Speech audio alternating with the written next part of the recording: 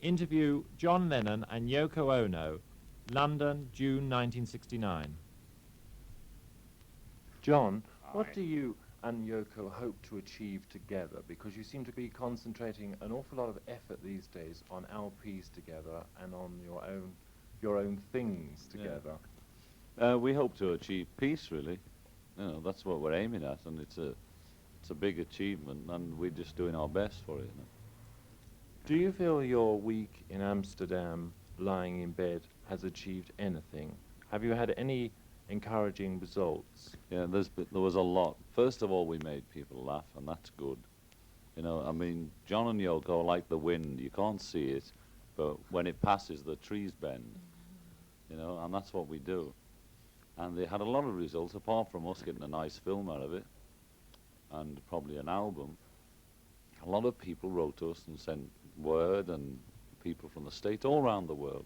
And just instances like some guy wrote and said, now, because of your event in Amsterdam, I'm not joining the RAF, and I'm growing my hair. Now, all we were saying there, symbolically, instead of kicking a shop window in, say, do something like grow your hair for peace. Like even the guy in the factory who's won't cut his hair.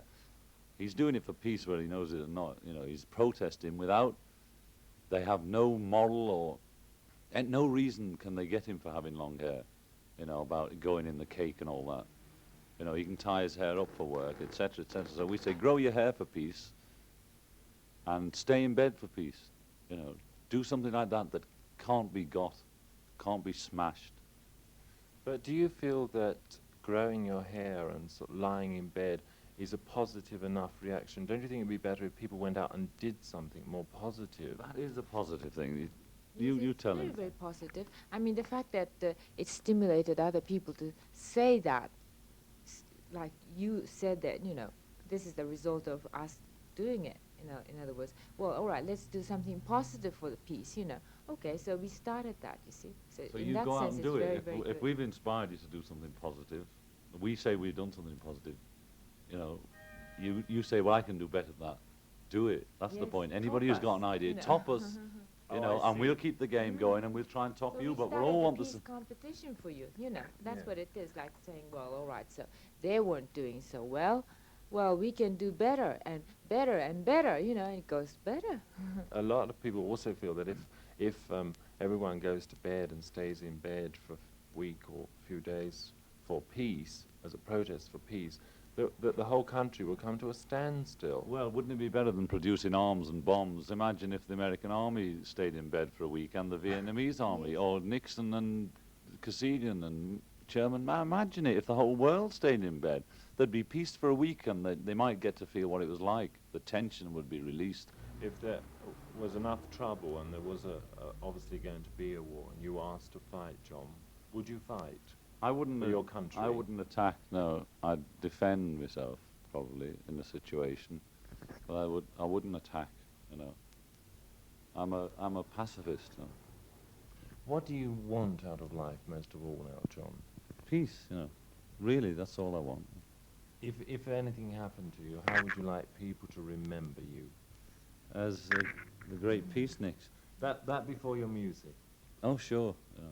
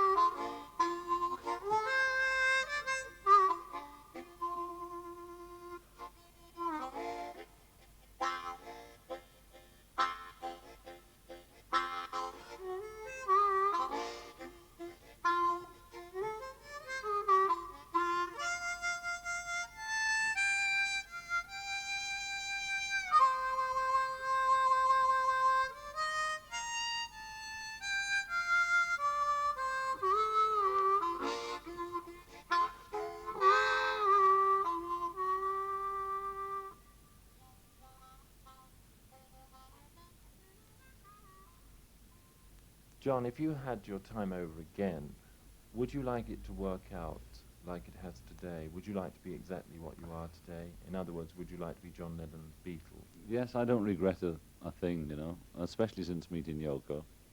You know, that's made everything worthwhile, and that's the end of it, you know. What especially attracted you to Yoko? Well, she's me in drag. I'm very amazed too, you know. I mean, I'm Yes. very amazed to meet somebody like John, who's like a kind of replica of me, and at the same time a little bit extra something, you know. And it's very beautiful. I mean, and the thing was, I was doing things alone, you know, and my main big problem was loneliness, you know. I mean, and a lonely fight really. And now we're together and we're doing it together, so it's easier. And I'm really very thankful. It's really the best luck I had, you know, in my life, so to speak. I think in that sense, yeah. John, you seem a lot more relaxed in yourself now. What has happened? What do you put this down to? I put it Because down- before you were always a little bit frightening. Yes, yeah. I put it down to Yoko, you know. She's brought out the real me, you know. And I get nervous and tense like anybody else, but I'm more relaxed than I ever was, you know, since I was a child, you know. So you would say you're going through the happiest period at the moment. You were a few years ago looking for happiness. Do Yes. you feel that you found it? Yes. Do you feel that what you did previously, going to India and things like Yes. that, were of any help? Yes, that's what I mean. I don't regret anything. Meditation, I still believe in, and occasionally I use it. And I don't regret any of that. I don't regret taking drugs because they help me. I don't advocate them for everybody because I don't think I should, you know. But for me, it was good, and India was good for me. And I met Yoko just before I went to India and had a lot of time to think and think things out there with 3 months just meditating and thinking. And I came home and fell in love with Yoko, and that was the end of it. And it's beautiful. And what is your attitude to drugs now since the charge? Do you still take drugs? I don't possess drugs, you know. I don't really bother with them much at all these days, actually. You know, but if somebody offered me some at a party, I wouldn't. It'd depend how I felt, the same as if they offer me whiskey now. I don't drink either, but depending on the situation, I might take pot, you know, but I would never carry it again. A, because I don't want to go through that.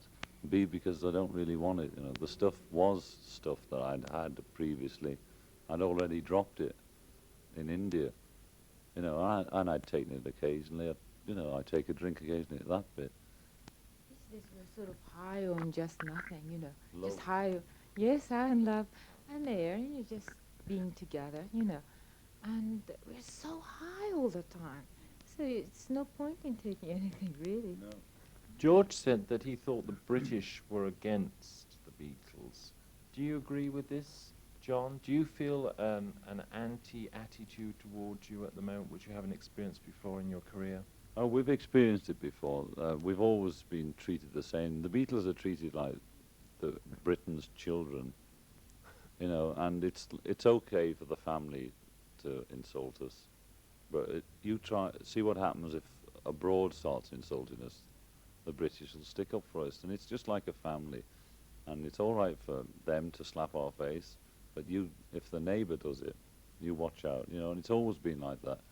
And George was very depressed, and it is depressing when the whole family's picking on you, you know, whether it's because you did something wrong. I don't believe in hitting the child, you know. But I think he was depressed, and we do get hurt because Britain appreciates us least, you know. But we can't help that. But at least we can live here in peace, you know, really. You said you don't believe in hitting a child. I don't believe in hitting him to correct him. I don't believe in corporal punishment is the answer. I can understand people thinking it's the only way to deal with them, because I understand those people. I don't think they're right, because it doesn't help murderers to hang them or help violent people to be violent to them. It is all they understand, but it doesn't. I don't believe violence begets violence, you know. And you can't kill off all the violent people or all the murderers, We'd have to kill off the government. Do you take everything you do seriously? Seriously, with a Or- pinch of salt. You know, I don't take it too seriously, because I think that's the trouble with art quotes, music quotes, the peace movement quotes, and the world quotes. You know, so I take everything with a pinch of salt, but I take life seriously. You know, the serious job of being happy. But the only thing that stirs me a little bit is that a lot of people are jeering, aren't they, and making fun. But Now, they do. If anybody takes a stand, not taking you seriously. But that is good. That's part of our policy, is not to be taken seriously, because I think our opposition, whoever they may be, in all their manifest forms, don't know how to handle humour, you know, and we are humorists. We are, what are they, Laurel and Hardy, that's John and Yoko, and we stand a better chance under that guise, because all the serious people like Martin Luther King and Kennedy and Gandhi got shot. Yes, that's a very interesting point. So you don't mind being the court jesters, No, John? no, we're willing to be the world's That's fine, clowns. yes. John, on one broadcast to France, you said that you were God. Were you Yes. serious about that? Do I- you really feel you are God? We're all God, you know. I mean, Christ said the kingdom of heaven is within you. And that's what it means, you know. And the Indians say that, and the Zen people say that. It's a basic thing of religion. We're all God. I'm not a God or the God, not the God. But we are all God, and we're all potentially divine and potentially evil. We all have everything within us. And the kingdom of heaven is nigh and within us, you know. And if you look hard enough, you see it. You then believe in life after death. I do. Without any doubt, I believe in it. Have you had any special experiences that make you believe so convincingly? In meditation, on drugs, on diets, I've been aware of soul and been aware of the power. Somebody asked a witch on TV, "Are you a black witch or a white witch?" And she said, "There's no such thing. There is a power which people tap, and they use it for whatever ends they use it. God is a power which we're all capable of tapping. We're all light bulbs that can tap the electricity. You can use electricity to kill people or to light the room, you know. And God is that, neither one nor the other, but everything. And we use him to our best ability. And it's no good blaming God for war, because you can use the H-bomb for cheap power throughout the world, or you can use it for a bomb, you know, the H-power, whatever it is, atomic power. And God is that. You know. What does life mean to you, John? Would it matter to you if it finished tomorrow, or do you want to live to an old age? I'd like to live to ripe old age with Yoko only, you know. And I'm not afraid of dying. I don't know how I'd feel at the moment, but I'm prepared for death because I don't believe in it. I think it's just getting out of one car and getting into another. Do you ever go to church? No, I don't need to go to church, because I respect churches because of the sacredness that's been put on them over the years by people who do believe. I think a lot of bad things have happened in the name of the church, in the name of Christ, and therefore I shy away from church. And as Donovan once said, I go to my own church in my own temple once a day, you know. And I think people who need a church should go, and the others who know the church is in your own head should visit that temple, because that's where the source is.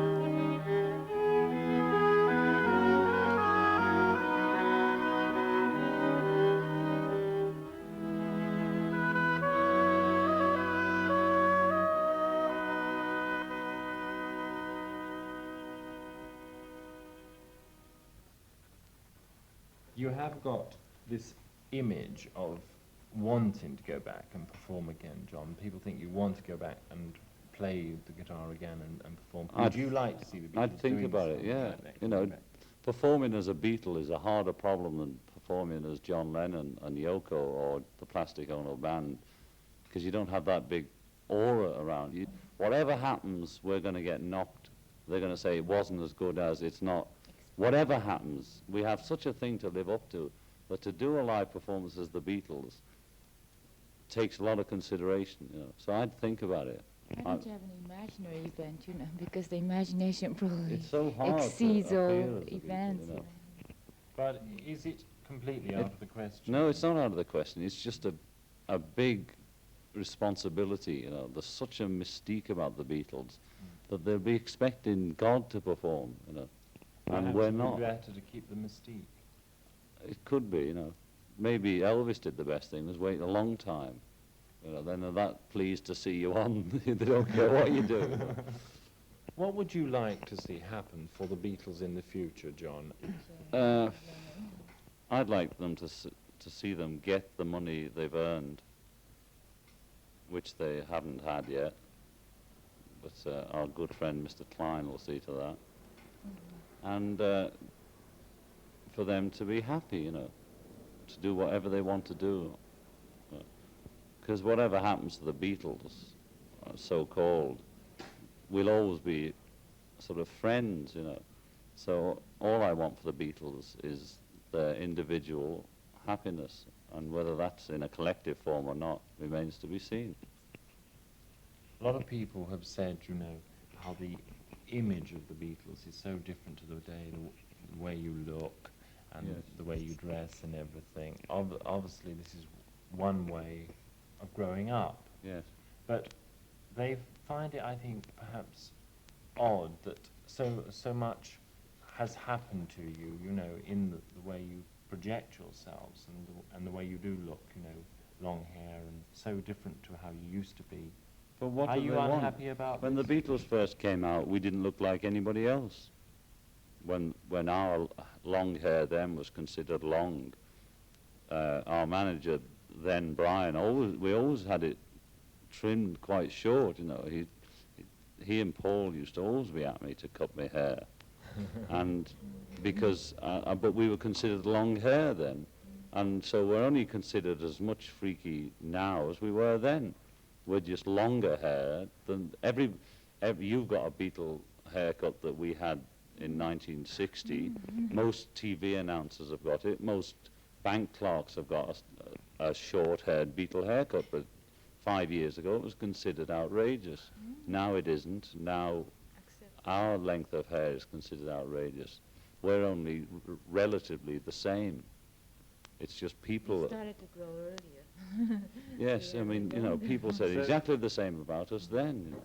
So people shouldn't be deceived by the freaky It's like you look, don't should judge they? a book by the cover, you know. Yeah. And that's all I can say. You can't judge people by their appearance. You know. It doesn't work. I've tried it. You know. I have a hard time being not prejudiced against very short-haired accountants and that, and thinking that or businessmen that they can't possibly be human because they haven't got long hair and fight for peace. You know, some of my best friends are short-haired. You know, it's like that. Would I let my daughter marry a short-haired man? You know, I would. Yes. Are you, in fact, going your own way with Yoko these days? Because that is the impression one has. Well, each Doing your Beatle's own going thing. doing his own thing at the moment, you know, and it's like it could be a rebirth or a death, you know, and we'll see what it is, you know. But it'd probably be a rebirth, you know, for all of us. When do you, in fact, plan to record with the Beatles again? At the moment, there is no plan whatsoever, you know.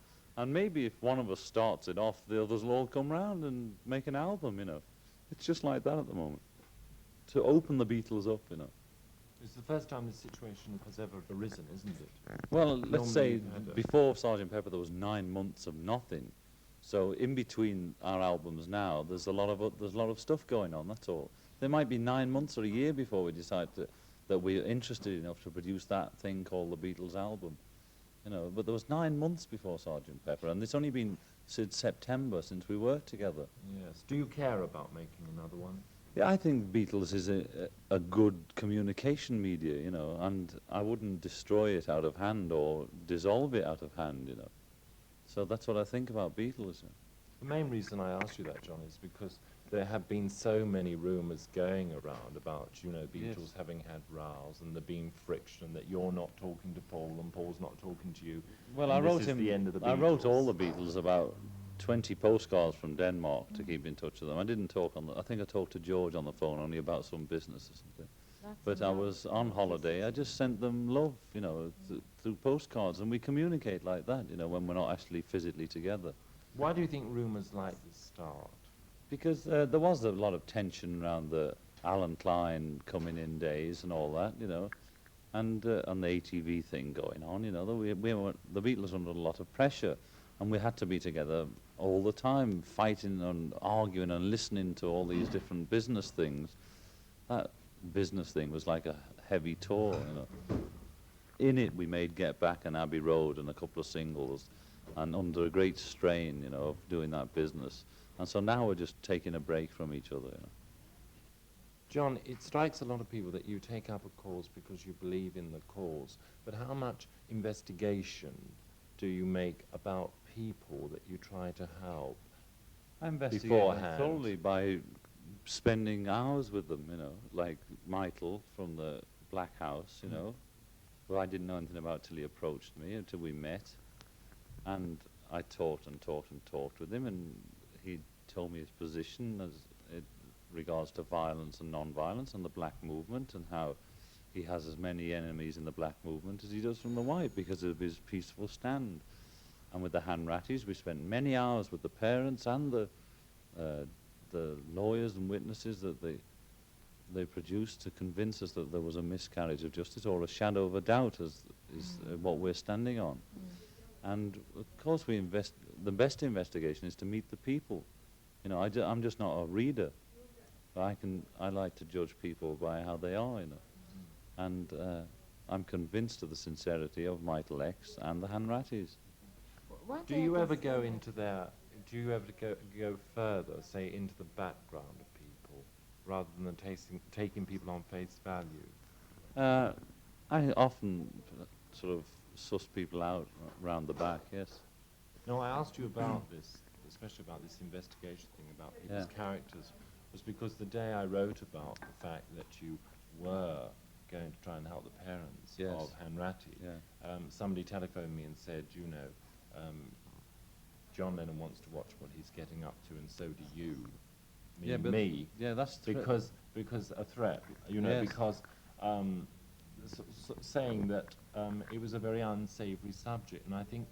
But there are you people seem to that have got involved with a lot of subjects that because some people anything might that think gets is down to the unsavoury. anything that gets down to the nitty-gritty becomes unsavoury for some people, like whoever is responsible for the Hanratty miscarriage of justice and all the other people involved will find it very unsavoury. You know, and that's all it is. Like they find nudity very unsavoury. They found long hair very unsavoury at one time. And they will continue to find things unsavoury for the rest of the million years we're all going to be together.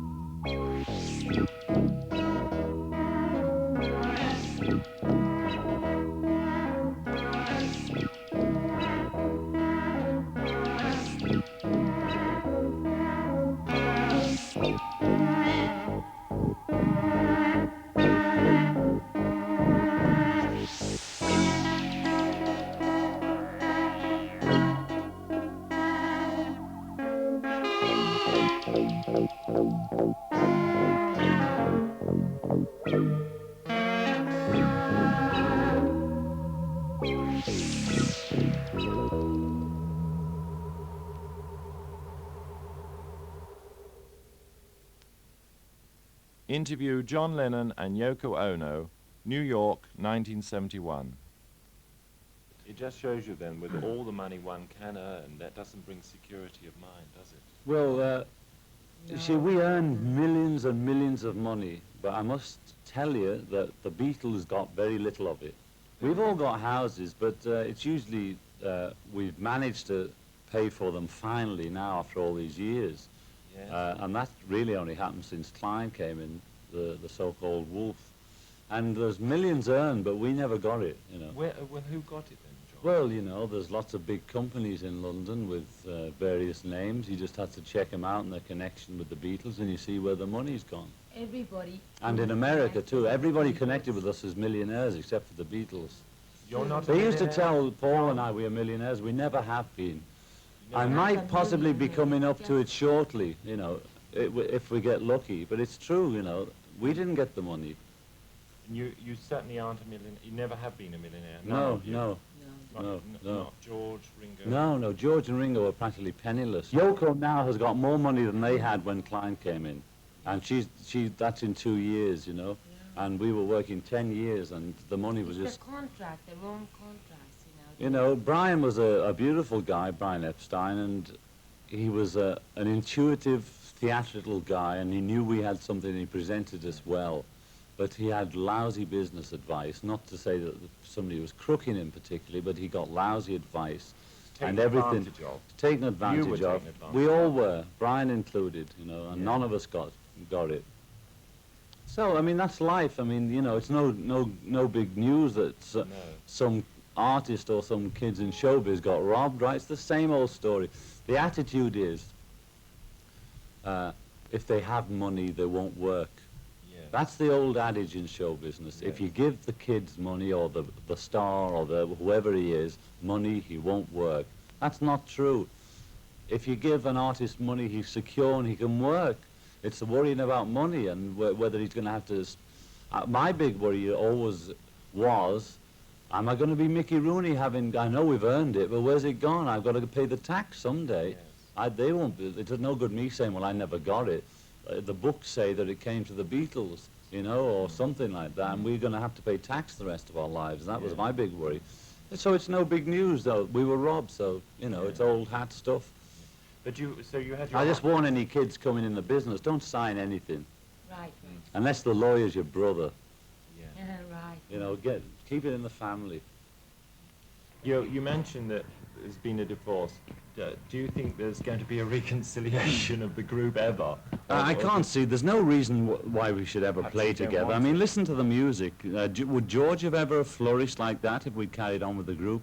No chance. You There was don't- no you don't room. think How I could? thought he was working on a solo album. Well, I When the suppose split we could came have along. worked together. And no, he wasn't. He worked on the solo album after the split. You don't think you would have had the chance to have If done both? people need the Beatles so much, all they have to do is to buy each album and make a track out of it, and put it on tape, track by track, one of me, one of Paul, one of George, one of Ringo, if they really need it that much, because otherwise the music is just the same, only on separate albums. Instead of having the White Album or Abbey Road, where I sing a song, George sings a song, Paul sings a song, Ringo sings a song, one, like that. We make an album each, that's the only difference. And it's far better music, because we're not suppressed. In the Beatles, by the time the Beatles were at their peak, we were cutting each other down to size. We were limiting our capacity to write and perform by having to fit it into some kind of format. And that's why it caused trouble, you know? But you don't ever see... I mean, for me don't- personally, when you listen to the Stones music, nothing's ever happened. It's the same old stuff goes on and on and on forever. I've never heard anything different from them. So I think it'd be a good scene if they broke up and made some individual music, because it's the same old rehash of the same stuff over and over again.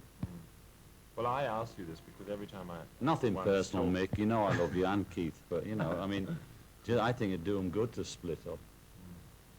I asked you this because every time Beatles come up in a conversation, Yeah. people say, "Oh, do you think they'll play together again?" You know, it's the thing that. Oh, well, I couldn't say no categorically on the Bible and on grapefruit, I swear. Gets grapefruit in. I swear we'd never play it again under any circumstances whatsoever. I've no idea.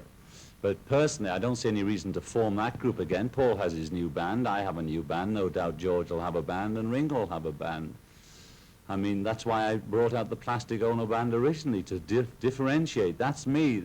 That's my band. You know, it might be non-existent and it might vary every time you see us, but that's what I'm playing with. That's what I am. Freer now, I think. Yes.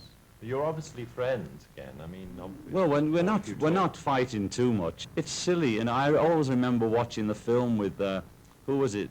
Not Rodgers and Hammerstein. Those British people that wrote those silly operas years ago. Who are they?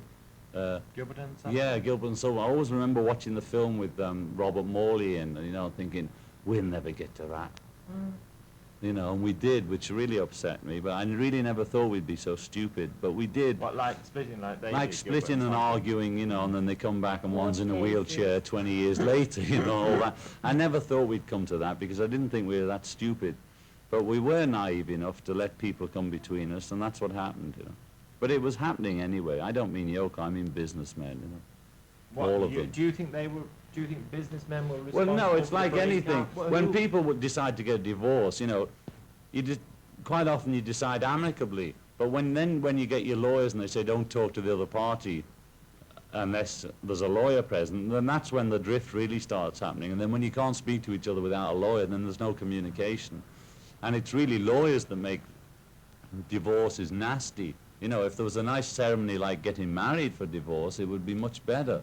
Even divorce of business partners, because it wouldn't be so nasty, but it always gets nasty because you're never allowed to speak your own mind. You have to talk in double Dutch. You have to spend all your time with a lawyer, and you get frustrated, and you end up saying and doing things you wouldn't really do under normal circumstances. Do you, John, you don't think it had anything to do with marriage and wives and that? No, because I was married from before the Beatles left Liverpool. That never made any difference. I mean, Sin didn't have a career like Yoko does, but married, Patty had a career. That never upset it. You know... But she's given her career up, hasn't she? Well, not really for a time being, but she's never become a housewife. I mean, Patty just was big enough to decide when she works and to do special things like all top models do, and that's the position she's in. Not because she gave up her work to become a housewife. You won't see Patty washing dishes. I mean, she obviously she will wash a dish, but I mean, she has a career of her own, and Maureen is a fantastic artist in her own right as well. She has apart from bringing up all that tribe of Ringos, she also is an artist, you know, and it has nothing to do with wives. If it is Yoko and Linda's fault for breaking up the Beatles, can they have the credit for the great music that each of us have made individually? Because Paul is selling... a clash between Yoko and Linda? No, Linda No, and we Yoko don't never have had an argument, ever. No. Never. How can two women split up four strong men? It's impossible. You know, Well, the Beatles some were women disintegrating might- slowly some- after yeah. Brian Epstein died. It was a slow death, and it was happening. It's evident in Let It Be. Although Linda and Yoko were evident then, but they weren't when we started it, I don't think. It was evident in India when George and I stayed there and Paul and Ringo left, and it was evident on the White Album, you know. It's just natural. It's not a great disaster. People keep talking about it as if it's the end of the earth. It's only a rock group that split up. It's nothing important. You know, you have all the old records there if you want to reminisce. You have all this great music, I think, Paul is selling more records than he ever sold as a Beatle. I'm selling more than I ever sold as a Beatle, as an individual. Between the four of us, we're selling many more records than the Beatles ever did, obviously. It's insane. People, even the young people, refuse to accept change. That's what the problem is. They will not accept change. Now, there's a place in New York in the Village called Max's Kansas City, and everyone who's everyone always eats there, all the artists and everyone who's everyone. Now, Max's Kansas City have decided to change the decor after 20 years. Yeah. All these artists and radicals and revolutionaries are getting very upset because he's going to change the decor. That's how the world is. The underground are just as straight as the overground, and they don't like change. And that's all there is to it, you know. No, and I know, I told people 20 years ago, whenever it was, I'm not going to be singing She Loves You when I'm 30. I was 30 last year, and it was then when I broke the band up. Or I decided to leave, I don't know when they decided to leave, whatever, that's when it happened. I knew I wouldn't be doing the same thing. It just doesn't work like that. It's like a rugby team, sometime you have to get married. and leave the boys on Yeah. a Saturday night. That's how it is. London, March 1970. Paul, first of all, congratulations on another super LP from the Beatles. What were your own favourite numbers? Which were you particularly satisfied yourself on this LP? Which ones stand out? Well, I like Come Together. That's a great one, which Yeah. is John's Yeah. one. Yeah. Yeah. I like Something, George writes. I think it's, for me, I think it's the best he's written. And I like Because on the second side. Why did you use the lyric "Turn Me On" and "Blow My Mind" in that particular song? I rather felt that sounded a bit passé in 1969 because it's been used so much in the past. Yes, well, they were John's lyrics. But I think, you know, if they'd have been straight, yeah, so I'm not taking any blame, but no. If they'd have been used just straight, if it had been "You turn me on, you blow my mind," okay, that would have been passé. But to say that because the world is round, it turns me on, is great. Yes. It's I like, see. well, it's not fantastic, but it's, No. it's as good as, That, good enough for me, you know. Yeah. And because the wind is high, it blows my mind. Yeah. You know, it's much better than You Blow My Mind, Baby, Honey Bunch. I like all the others, you know, I think there's not a bad track on it, but my favourites are those ones. And then the long one, Oh yeah. the whole of the long one, Yeah. the whole of the end bit, I think that works good.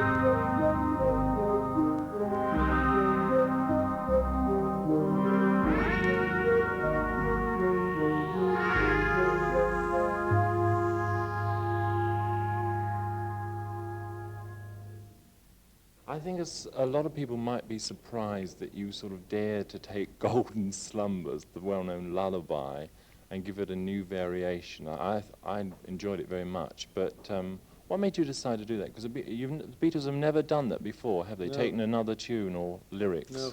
Well, I'll tell you, I was just playing the piano in Liverpool, my dad's house, and my sister Ruth's piano book, she was learning piano, and you know those sort of with Do You Ken John Peel Yeah. and the Golden Slumbers and your old Yes, favourites, all was up on the thing, you know, this stand, you know, there's a little book with all those words in it and stuff. So I was just flicking through it and I came to Golden Slumbers, you know. So I just started, because I can't read music, so I didn't know the tune. I can't remember the old tune, you know. So I started just playing my tune to it. And then I liked the words, so I just kept that, you know, and then it fitted with another bit of song I had, which is the verse in between it, so I just made that into a song. It just happened because I was reading their book. And what about the reference to the Queen? What made you put that on the LP? That's caused a lot of surprises. Very nice, but it was, you know, a lot of people didn't know it was there. I saw your column in the daily newspaper. I wish I could have got a hold of you. That was just, I don't know, you know, I was in Scotland, and I was just writing this little tune. You know, I can never tell, like, how tunes come out. I just wrote it as a joke, you know.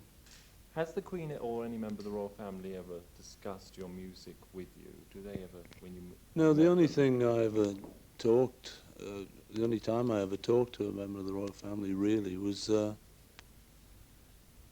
with the Queen Mother when she on a variety performance thing, and she just said, "Where are you playing tomorrow night?" It wasn't exactly about music. "Where are you playing tomorrow night?" And I think I said, or one of us said, "Slough," and she said, "Oh, that's just near us." I understand Princess Anne goes out and buys your records. She doesn't- Apparently, I know we did autographs once a couple of years ago. I think they were for Prince Charles and Princess Anne. So What do you think of the monarchy today? I don't really think about Are it. you I for liked it? that film. You know, Yeah. I enjoyed that film, and you know, I don't know. It doesn't interest me one way or the other. You know, I think they're nice people. Mm. They seem all right, you know, and they looked, you know, Queen tells a good joke, as she did in that film. You know, they're good. When you had your MBEs, Mm. how did it strike you then? Do you think they've changed very much since those days? The Yeah, family. the image. Do you think the I image don't- is yeah, better? obviously, you know, it's got a bit more of the people. You know, they've got a bit more sort of down to earth. Yeah, when we got the MBEs, you know, I sort of really believed, you know, having been brought up in it, the whole thing of, you know, Mm. Her Majesty and all that stuff, you know, which is great. You know. I thought, well, it's a great honour, you know, Yes, getting an of MBE, course, obviously. yes. When we went to the palace and lined up with the other 5 million people who were getting it, and then after you've been presented, you know, you sort of go to the other end of the corridor and they give you this little medal. You do sort of think, well, it's not like you imagined it, you know, Not like so in exclusive. you know, I suppose in your dreams you'd have this great sort of, you know, the Queen sits there with her great flowing robes and puts her sword on your shoulder and stuff. Well, you know, in fact, they just give you a medal. And the Yes. medal sort of says, "Thanks from us." But apparently Harold Wilson really gives you it. Apparently he decides who gets them. So I don't know, you know. But you wouldn't do a royal variety show, would you? Only reason we didn't want to do royal variety shows after a bit is that we did one, and it went down great. And the only reason we didn't really want to do it the next year is that you go and do it again and say it doesn't go down quite as well, then it's just you're trying to repeat yourself, you know. And Yes. someone says, "Well, last year they were sensational with Rattle Your Jewels, and oh, what a great show, you know. This year, no laughs this year, say," or that was the only reason really. I There's no see. sort of thing about we won't do a royal variety. It's just, you know, it could have been any other show. We wouldn't try and repeat our success, say at Shea Stadium. You know, if once you reach the peak of a thing, you know, there's no point in doing it twice, Yes. unless you really intend to sort of go on and make that your thing, to keep going on royal varieties. But we felt we'd done it once, and that was enough. What are the trappings of being Paul McCartney, Beatle? Paul? Lack of privacy. That's the trapping. Yeah, you That's know. the main thing that that Yeah, it bothers upsets me. you. Yeah, sure it does. Yeah, bother you. yeah. Yes. Well, the thing is, I like it when we're working or when I come to Apple or something. I expect to do autographs and just to perform, in fact, you know, because you have to switch on a bit, you know. But I also love to switch off, you know, like anyone. You come home after a hard day's work and you want to switch off. But sometimes there's still people outside the house, and I sort of say, well, you know, can you leave us alone now? Because like we just had a baby, you know, give us a bit of a chance, you know. How is the baby? Sometimes she's fantastic. Yeah, she's beautiful. She's about the best-looking baby you've ever seen. Nicest. Just started on cereal. Took every drop. For all the mothers and fathers listening, And are we going to have a Mary song I don't know. soon? I don't know. Yeah. We did a song which has the Mary in it, but it's not. It was written before she was born. I see. So I mean, I suppose she's already immortalised in song. Do you plan to have more? Do you want a large Oh, family? yeah, as Would you like many- to have a son? As many as I don't know. Yeah, I'd like to have anything, you know. I love kids, you know. Yeah. They're great. We've got two now, which is like instant family. Yes. And it's great, you know. It's lovely, because I love them both. Do you feel a different person through marriage? I mean, do you feel sort of mature? Yeah, well, I've never had a kid before, Mm. so that you can't help but feel different. In what way? It takes a bit of time to click. Yeah. I mean, we still haven't. It still hasn't really clicked that we've got a new daughter. You know, Yes. takes a bit of time. I feel different. Yeah, I don't feel any sort of steadier than I ever felt. You know, I don't. I'm waiting for me to settle down. I don't. You know. Do you find it terribly difficult to choose your friends? Because I would think in your position it must be awfully difficult. The people that probably would be nicer, you know, wouldn't sort of come and say hello to you and get Yeah. to know you. One feels that you might be getting surrounded by a lot of the wrong people. Yeah, I think Because that they've happens. got the cheek to, you know, get Yeah. to know you. That faster. happens, but generally the ones who are friends choose themselves. You know, it just seems to happen. You know, you don't sort of go out and say, "I'll have you for my friend." You do get a few hangers on, of course, but they fall away. You've Just got like your ivy or eyes something. open to that sort of thing. Yeah, I mean, they can't stick if they're only hangers on. You know, it's funny. It's like water of a duck's back. You know, they try and get on, but they roll off. Did you ever have any complexes about this? You know, people wanting to know you. Not Because of really, what you you know. No, represent. I mean that wouldn't worry me. You know, I mean, I accept that some people want an autograph, some people want money, some people want you to do them a favour and stuff. But you know, there's always that. Okay, we get it magnified because we're us, but we the Beatles, not the royal we.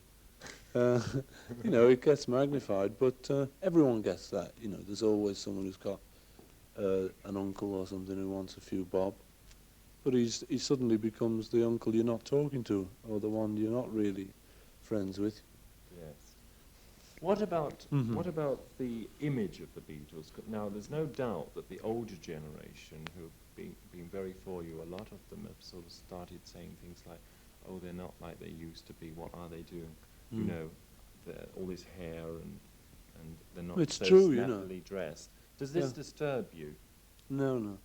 That you might lose some of your old. See, the thing is, you grow up. You know, everyone grows up, and it is always a great pity to see a baby turn into an adult, because it's always nicer when they're a baby and they go goo and they do everything you want. You know, it's lovely. And in a certain period in our career, we did. You know, we were sort of particularly nice. You know, we had like a very all-round appeal. It wasn't put on, you know, we were more like that, you know. But as we've grown up, you become more individual. And so, like, for instance, if you don't want a press interview, you know, like these days, we don't have to say yes. We're more true to ourselves these days.